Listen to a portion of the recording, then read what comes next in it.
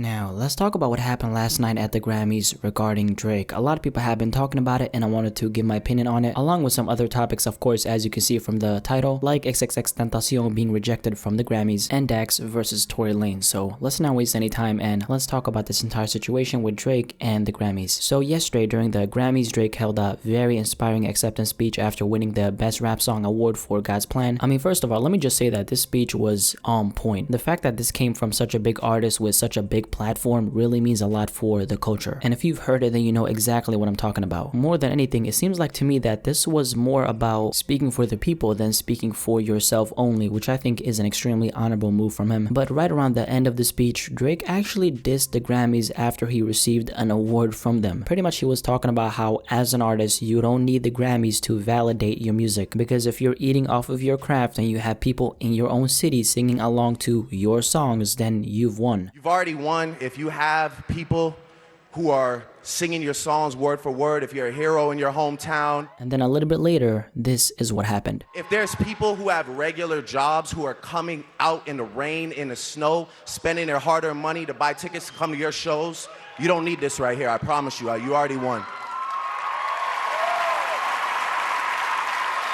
But next, as you can see, he was on his way to say something else, but they decided to cut Drake off and instead played a commercial. And according to the Grammys themselves, they thought that Drake was taking a little break in between his speech. That's why they cut him off, which I don't believe for a second. The fact that he was disowning the award he got from the Grammys at the Grammys and they decided to cut him off really tells you a lot about the situation, and that really tells you that Drake was spitting some facts. But apart from that, I do think it was an extremely good message to give to the people, and I can't even lie, it was extremely surprising seeing this come from Drake himself, considering how big of an artist he is. But the fact that he used this opportunity to tell people that, hey, you don't need a Grammy to tell you that you are great. As long as you got people messing with your music, at the end of the day, that's all that really matters. I think that's the most amazing and beautiful thing about his speech. Now let's move on to the next topic of this video, which is actually another Grammy related topic, but this time it's regarding XXXTentacion. So the Grammys had a segment where they were paying their respects to artists who died in 2018, and of course last year we did lose a lot of extremely big names. I mean, we lost Mac Miller, Avicii also unfortunately passed away, and the legendary Aretha Franklin also passed away. And last but definitely not least, X passed away, and people were expecting to see the Grammys at least mention his name along those other names, but unfortunately they didn't, presumably because of his history and bad reputation. First of all, I'm not even surprised that this happened because the mainstream doesn't like X and has never liked him. I think we all know that by this point. I'm not telling anyone to disregard the fact that X did some terrible things while he was alive, but isn't the Grammys supposed to be about the music? Are we gonna ignore the fact that Sad was amongst one of the highest streamed songs of 2018? Are we gonna ignore how much of an impact he had on people during his short-lived career? And also, are we gonna ignore the fact that John Lennon, who was a known women abuser, won an award at the Grammys only 2 years after his death? John Lennon, Yoko Ono, double fantasy.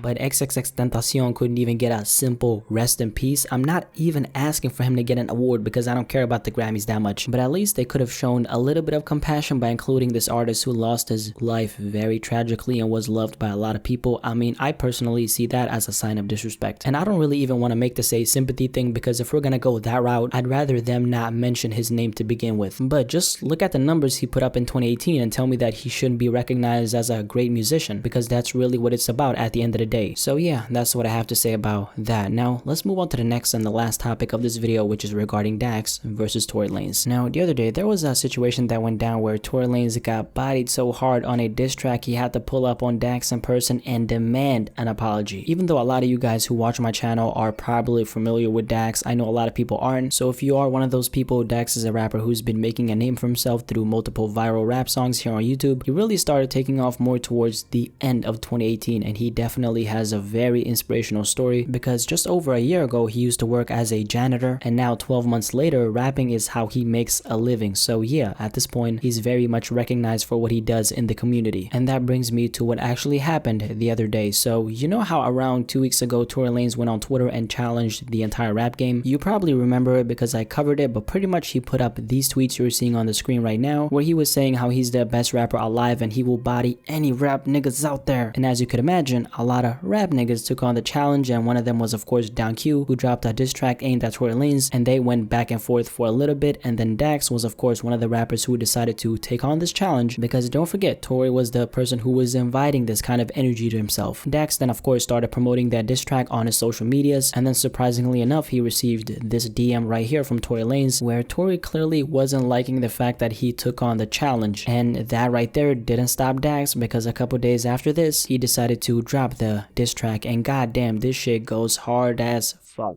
Tory Lanez, you better stay in your lane. Stick to rapping about the bitches, money, cars, and cocaine. I ain't hating cause I know you putting food on your plate, but if you have no substance, you can't be great. So as you could imagine, this diss track started going viral the second it got released, and that led to Tory Lanez pulling up to Dax in person and demanding an apology. And this is what happened. Or this shit's not gonna end, my nigga. Or this shit's not gonna end. Apologize, bro. Apologize, bro. Or you know what's going on. Apologize, my nigga. Apologize, nigga. I got you, bro. Apologize, nigga. I got you, man. Say sorry, nigga. My bad for the diss track, Say sorry, G. Nigga. Sorry, G. All right, bet. I got you, G.